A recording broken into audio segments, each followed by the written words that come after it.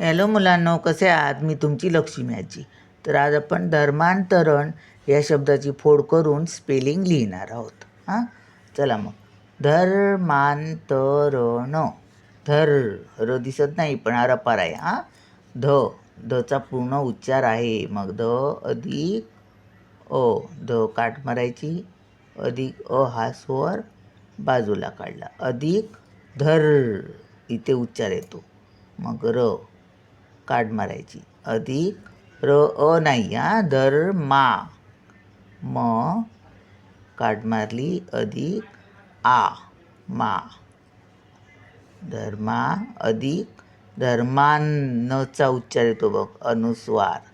हा बघा इथे अनुस्वार आहे ना, तो अधिक आता त काढ मारायची, त्यात अ हा स्वर आहे त, अधिक र काढ मारली, अधिक अ, अधिक न काढ मारायची, अधिक अ. फक्त व्यंजनावर काढ मारायची, स्वरावर काढ मारायची नाही.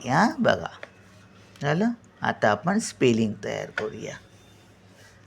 धला काय पहिलं मोठा लिहूया, कॅपिटल DH, ध आणि अ पूर्ण ध, मग DHA ध.